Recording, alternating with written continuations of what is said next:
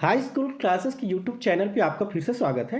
आज हम आपके लिए लेकर आ गए हैं आपकी कक्षा 9वीं के विषय हिंदी का प्रश्न पत्र जो आपके कल के एग्जाम में आएगा। स्टूडेंट, यदि आप इस प्रश्न पत्र को हल कर लेते हैं तो डेफिनेटली आपका पेपर अच्छा जाएगा। चैनल पे नए हैं तो चैनल को सब्सक्राइब करके बेल आइकन जरूर प्रेस करें। चलिए शुरू करते हैं। पहला प्रश्न हमारे सामने है, लोकायतन के रचनाकार हैं। देखिए, लोकायतन किसकी रचना है? तो ये इसके रचनाकार हैं सुमित्रा नंदन पंत जी। ठीक है, लोकायतन किसकी रचना है? तो आपको किस पर टिक करना है? सुमित्रा नंदन पंत। अगला प्रश्न है, ज्ञान मार्गी धारा के कवि हैं। ठीक है, आपको पता है ज्ञान मार्गी और प्रेम मार्गी, ठीक है, दो प्रकार के होते हैं। तो ज्ञान मार्गी धारा के कवि कौन है?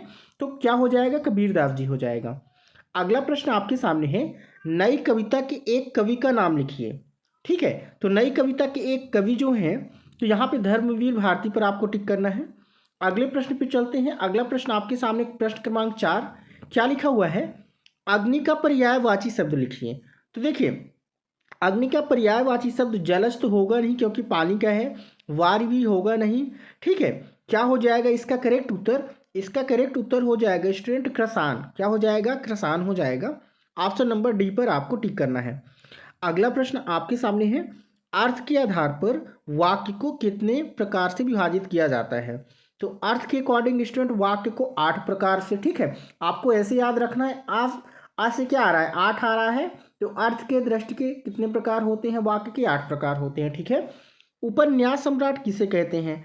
तो उपन्यास सम्राट मुंशी प्रेमचंद जी को बोला जाता है। मुंशी प्रेमचंद आपको टिक कर देना है। अगले प्रश्न पे चलते हैं। अगला प्रश्न आपके सामने है, रिक्त स्थानों की पूर्ति कीजिए। तो पहला प्रश्न आप लोग के सामने है, द्विवेदी युग की प्रमुख विशेषताएं हैं। ठीक है, तो प्रमुख विशेषता क्या है द्विवेदी युग की? तो इसमें आपको लिखना है गंभीर लेखन। ठीक है, अगला है वीर रस का स्थायी भाव। तो आपको पता है वीर रस का स्थायी भाव होता है उत्साह।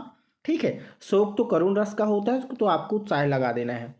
शब्दालंकार के कितने भेद होते हैं? तो शब्दालंकार के 3 भेद होते हैं। ठीक है, कौन कौन से? अनुप्रास, रूपक और यमक। तो आपको क्या लिख देना है? 3 लिख देना है। घर का तत्सम शब्द बताना है। तो घर का तत्सम शब्द आपका जो हो जाएगा तो हो जाएगा ग्रह। ठीक है, ये ग्रह नहीं, ये वाला फर्स्ट वाला। ठीक है, चौपाई के प्रत्येक चरण में 16-16 मात्राएं होती हैं। रमेश फल खाता है, इसमें कौन सी क्रिया है? तो इसमें सकर्मक क्रिया है। सकर्मक पे आपको टिक करना है। चलते हैं अगले प्रश्न पे। अगला प्रश्न है आपका सही जोड़ी बनाइए। तो बीजक, बीजक जो है आपको पता है किसकी रचना है? तो बीजक जो है कबीरदास जी की रचना है। तो आपको बीजक में कबीरदास जी से मिला देना है।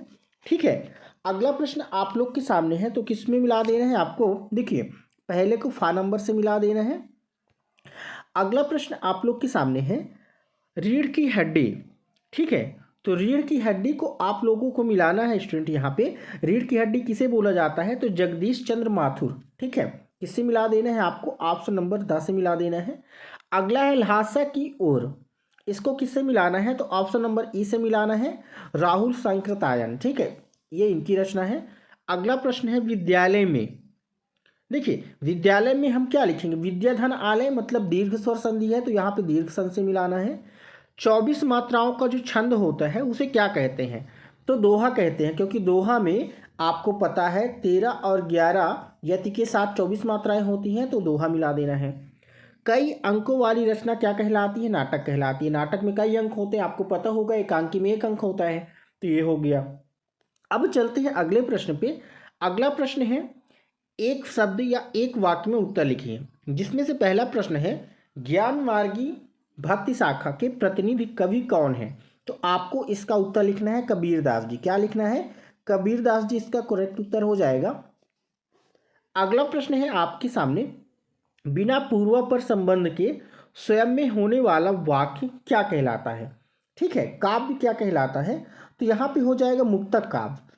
ठीक है, मतलब पूर्व पद से या पूर्व वाक्य से, पूर्व काव्य से कोई संबंध ना हो तो उसे क्या बोलते हैं? मुक्तक काव्य बोलते हैं। ठीक है, अगला प्रश्न है, रिपोर्ताज किस भाषा का शब्द है? तो रिपोर्ताज जो है फ्रेंच भाषा का शब्द है। आपको क्या लिखना है? यहाँ पे फ्रेंच लिख देना है। अगला प्रश्न है, मनोयोग का संधि विच्छेद क्या होगा? तो क्या हो जाएगा? मनः धन योग। मनः धन योग, यहाँ पे विसर्ग संधि होगा और संधि विच्छेद होगा मनः धन योग।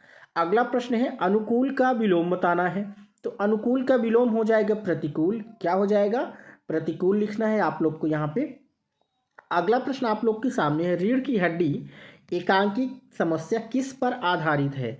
तो आपको लिखना है यहाँ पे विवाह समस्या पर। क्या लिखना है? विवाह समस्या पर आधारित है। ठीक है, विवाह समस्या, ठीक है, पर आधारित है। अगला प्रश्न आप लोग के सामने रहा, सत्य या असत्य बताना है इसमें। तो पहला प्रश्न है, शंकर लड़कियों के छात्रावास में ताक झांक करता था।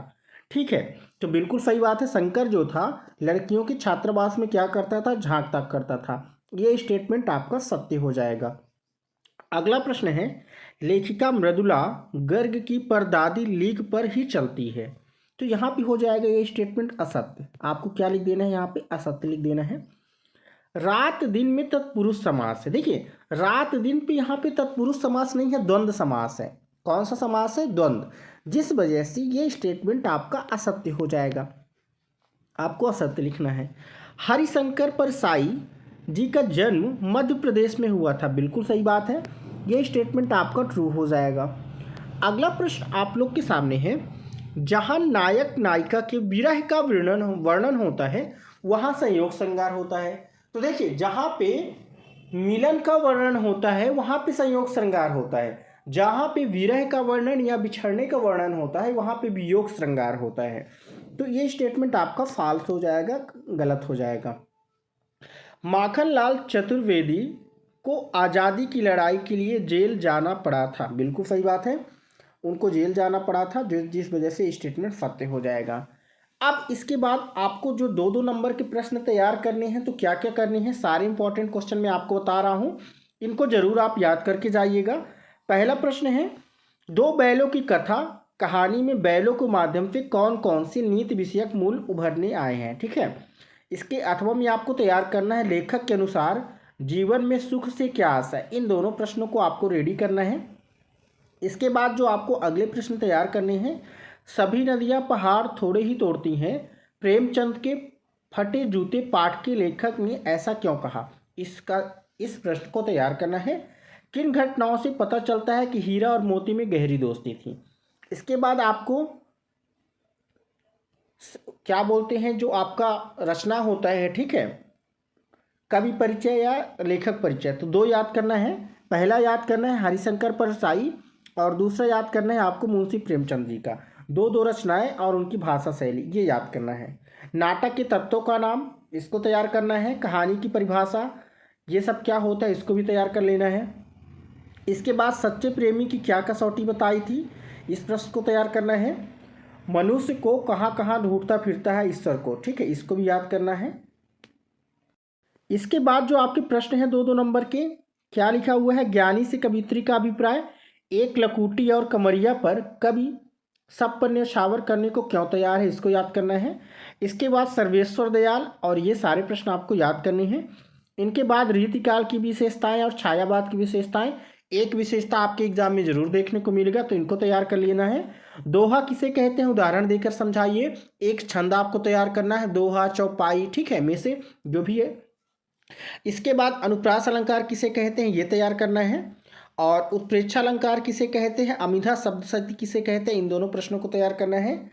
इसके बाद संधि विच्छेद करना है। तो इकाई का संधि विच्छेद क्या, देखिए, उन्नति, तो क्या हो जाएगा, उन्नति का संधि विच्छेद, महोत्सव का संधि विच्छेद और मनोरंजन का संधि विच्छेद, इनको आपको देख लेना है। ठीक है, जैसे देखिए यहाँ पे महोत्सव का क्या हो जाएगा, महाधन उत्सव, क्या हो जाएगा, महाधन उत्सव, ठीक है, उत्सव।